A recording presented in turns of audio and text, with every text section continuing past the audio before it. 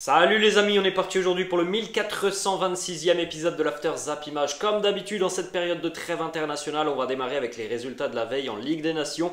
Dernière journée de Ligue des Nations avec notamment la victoire très importante de l'Espagne, 1-0 du côté du Portugal. Victoire aussi pour la Suisse, 2-1 face à la République tchèque.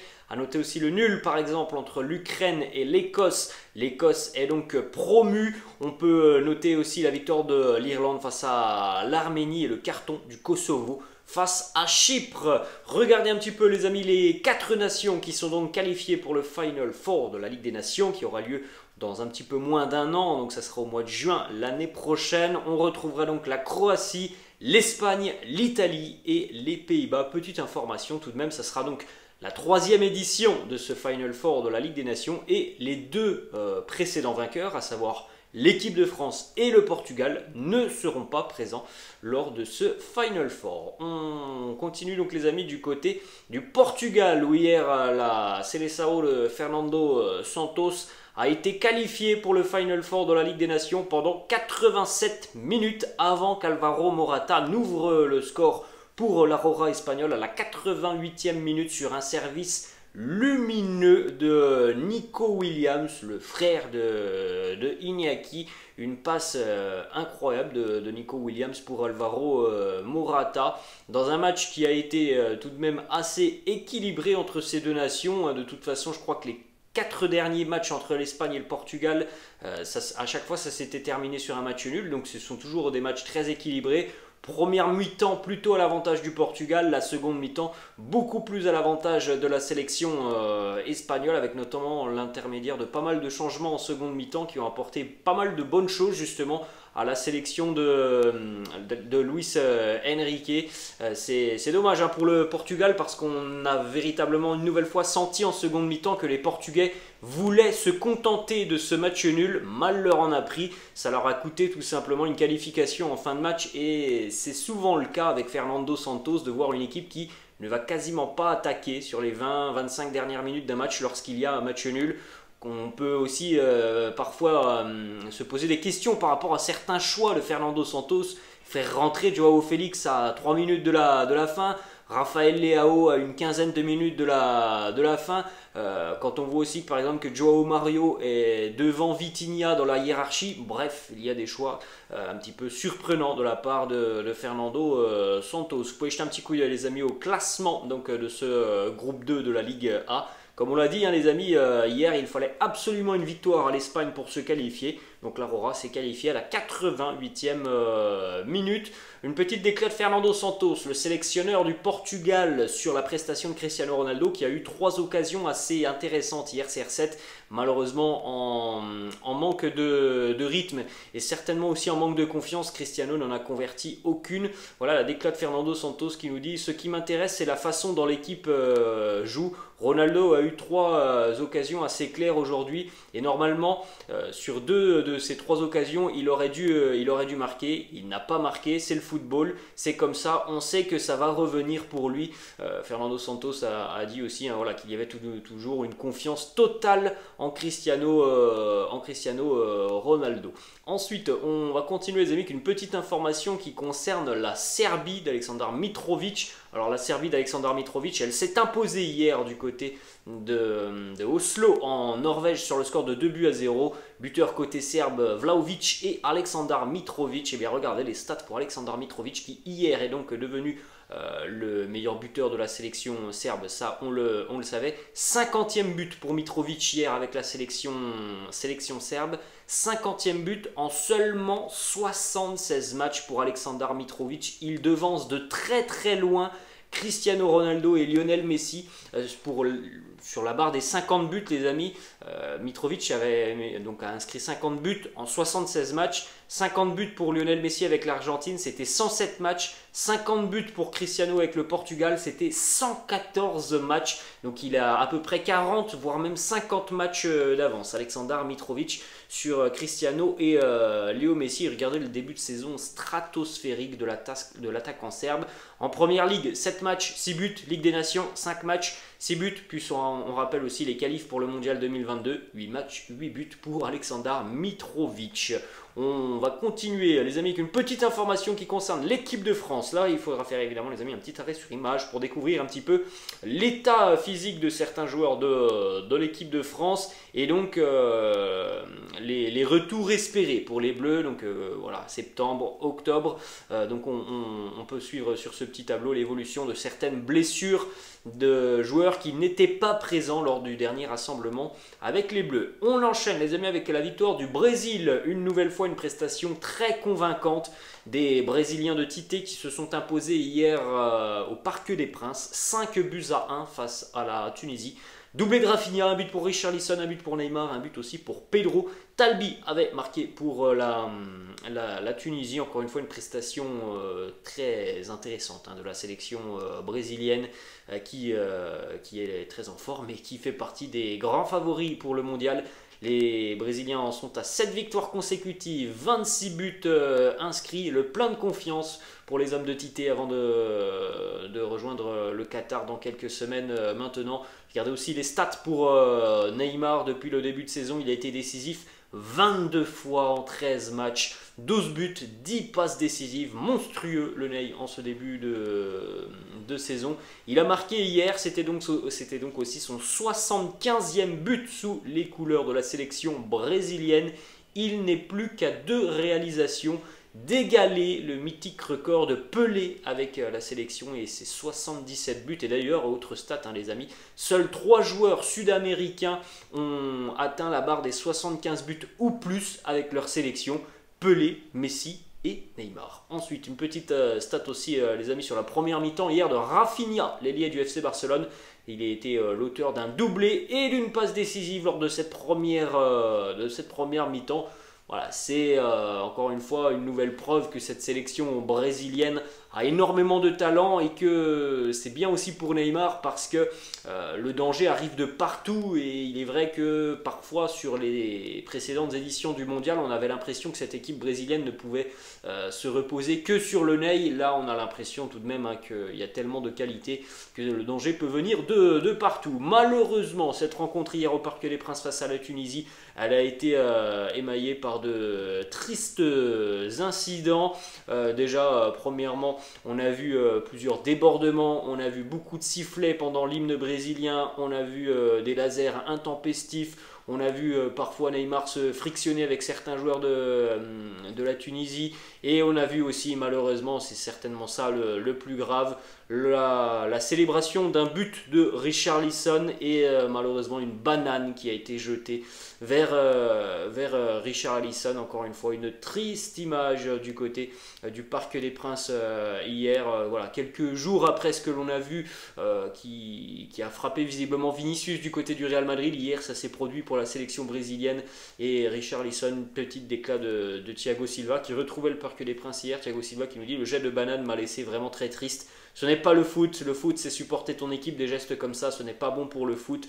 Voilà, visiblement on essaye de trouver actuellement l'auteur de ce jet de banane. Ensuite on continue les amis avec d'autres résultats. Victoire aussi pour l'Uruguay hier 2-0 face au Canada. Nicolas de la Cruz et Darwin Núñez ont marqué côté uruguayen. Darwin qui d'ailleurs lorsqu'il a marqué a pris le maillot Ronald Araujo pour évidemment souhaiter voilà, bon courage et plein de force à Ronald Araujo qui va se faire opérer, qui pourrait donc potentiellement manquer le mondial. Ensuite on continue les amis avec la nouvelle victoire convaincante encore une fois de l'Argentine, 3-0, c'était cette nuit du côté des États-Unis.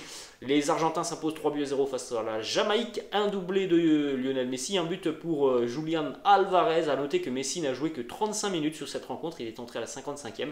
Ça ne l'a pas gêné, il a mis un doublé, dont notamment un coup franc direct finement joué à ras de terre.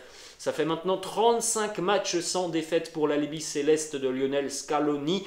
On n'est plus qu'à 2 matchs du record de l'Italie et de ses 37 matchs consécutifs sans défaite. l'Argentine pourra peut-être égaler, voire même battre ce record de l'Italie lors de la phase de groupe de la Coupe du Monde, où les Argentins seront notamment opposés à la Pologne ou encore à l'Arabie Saoudite. Ensuite, petite information justement qui concerne Lionel Scaloni. Le travail du sélectionneur argentin est exceptionnel, il a redressé complètement la barre. Si vous vous souvenez de l'Argentine lors du Mondial 2018, de la déroute face à l'équipe de France, d'une équipe qui avait été pathétique lors de la phase de groupe, mais qui s'était qualifiée parce qu'il y avait eu des exploits personnels de certains joueurs.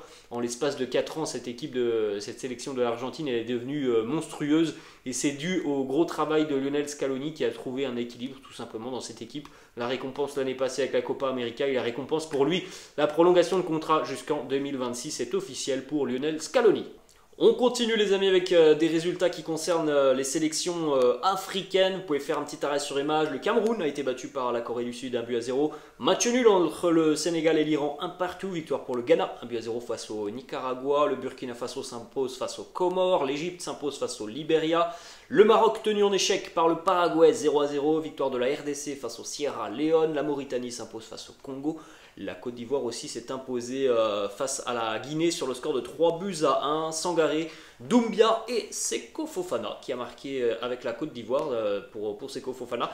Il en est donc à 2 buts en 2 matchs avec les éléphants, les éléphants ivoiriens. Résultat aussi pour l'Algérie qui s'est imposé 2-1 hier face au Nigeria. Pourtant c'est Terem Mofi qui a ouvert le score côté nigérian avant l'égalisation sur penalty de Riyad Mahrez et le but de Youssef Attal à la 61e minute. Petit déclat du sélectionneur Jamel Belmadi qui a été très satisfait d'un joueur, notamment lors de cette trêve internationale. Il nous dit: Nabil Bentaleb est la grande satisfaction de ce stage. Il a marqué beaucoup de points, Nabil Bentaleb. Riyad Mahrez a été très bon hier. Visiblement, il y a un joueur qui était beaucoup moins bon hier avec les Fennecs. C'est Youssef Belaïli qui, il semblerait-il, a été assez moyen sur cette rencontre. Et peut-être que Youssef Belaïli est un petit peu gêné par tout ce qu'il se passe autour de lui et tout ce que vous avez peut-être pu lire ou entendre autour de Youssef Belaïli du côté du Stade brestois. Selon plusieurs sources, Youssef Belaïli est actuellement en train de tenter de trouver une solution pour quitter le Stade brestois et pour rejoindre à nouveau les Émirats. Et il semblerait que voilà, le passage de Belaïli du côté de Brest soit un pur échec sportif, ça on l'avait bien compris, mais ça soit aussi un joueur qui ait posé énormément de problèmes. Regardez un petit peu ce que le quotidien, le Télégramme, donc quotidien breton, nous annonce. Youssef Belaïli habitait donc dans une maison de location du côté de Brest. Et il aurait quitté donc cette maison. 50 000 € de travaux de rénovation ont été nécessaires pour réparer les dégâts laissés par Belaïli dans sa location à Brest. Les matelas ont été changés, le sol était gondolé, il y avait des mégots dans la baignoire, les portes de placard étaient arrachées. Il y a encore d'autres histoires qui sont sorties depuis 48 heures qui concernent Youssef Belaïli.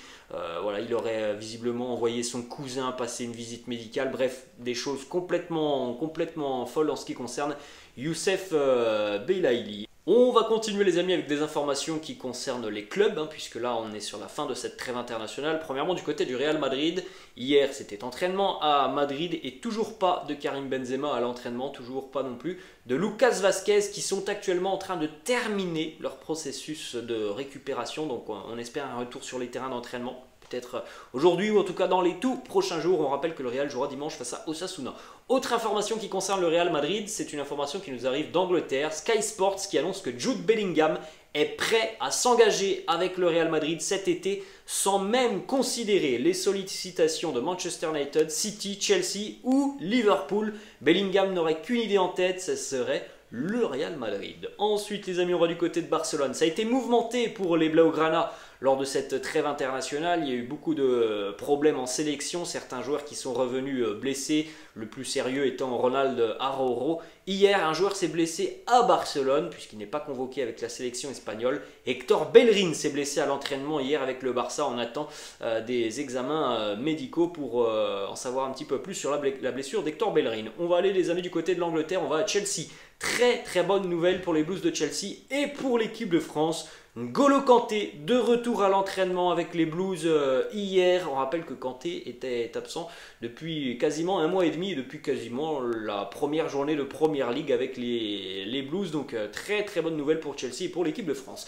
Autre petite image, lui aussi travaille dur, Pierre-Emerick Aubameyang qui voilà, va évidemment avoir du temps de jeu, pouvoir découvrir encore un peu plus ses nouveaux coéquipiers et son nouvel entraîneur Graham Potter. On enchaîne les amis du côté de l'Allemagne. Une information du quotidien Bild qui nous annonce que le Bayern n'a absolument pas renoncé à la piste menant à Harry Kane. Le buteur anglais en fin de contrat dans 2 ans est vu comme le remplaçant idéal à Robert Lewandowski. Le seul frein pour le moment pour les Bavarois, c'est le prix de Harry Kane. C'est à peu près 100 millions d'euros. Ensuite les amis, on va continuer avec des informations qui concerne la Ligue 1. Premièrement, regardez un petit peu les stats des équipes qui courent le plus en Ligue 1 depuis le début de saison. Le Stade Rennais est l'équipe qui court le plus devant Strasbourg, Ajaccio, Lorient et Lille.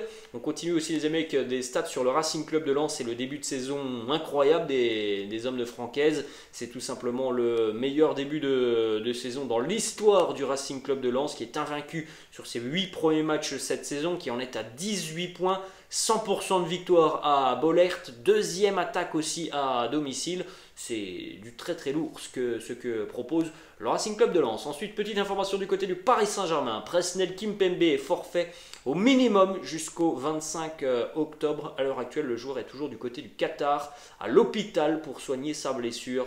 Et son retour à Paris n'a toujours pas été planifié. Une information qui concerne Alexandre Lacazette. Il a été opéré pendant cette trêve internationale par rapport à un problème qu'il avait au niveau des cordes vocales. Alexandre Lacazette qui nous dit « Ça s'est bien passé, je pense que ça s'entend à ma voix, je ne l'ai pas récupéré entièrement, mais je me sens beaucoup mieux. Le docteur m'avait dit que je serais apte pour la reprise du championnat. » Petite information qui concerne l'OM qui réfléchit à faire appel de la sanction de l'UEFA. Pour rappel, les amis, le club phocéen avait écopé d'un huis clos total pour le prochain match et d'un huis clos partiel pour les 2 matchs suivants. C'est évidemment une très mauvaise nouvelle, hein. Malheureusement, c'est trop régulièrement le cas à Marseille, des huis clos lors des matchs de Coupe d'Europe. Il y avait eu une très belle ambiance face à Francfort, il y avait eu quelques débordements, il y avait eu aussi des débordements face à Tottenham, donc bon, la sanction elle est tombée. Pas sûr que l'OM ait gain de cause sur cet appel, et malheureusement, hein, je pense que Marseille va devoir jouer à huis clos la prochaine journée au Vélodrome, et c'est évidemment dommage, hein, parce que quand on connaît l'ambiance du Vélodrome, on sait que ça peut être un gros atout pour les Phocéens. On va terminer les amis avec 2 petites informations qui concernent Jérémy Morel, qui hier a décidé de raccrocher les crampons après près de 400 matchs en Ligue 1, passé par Lorient, Rennes, Lyon, Marseille, Lorient, un trophée des champions, une coupe de la Ligue. Jérémy Morel arrête à 38 ans, mais il a déjà retrouvé un club. Il va s'engager en National 3, donc anciennement la CFA2, National 3 avec l'US Montagnard. Voilà les amis, la fin de cette vidéo, j'espère que ça vous a plu. N'hésitez pas comme d'habitude à lâcher un petit pouce bleu, n'hésitez pas non plus à vous abonner à la chaîne. Je vous laisse et je vous dis à la prochaine, ciao.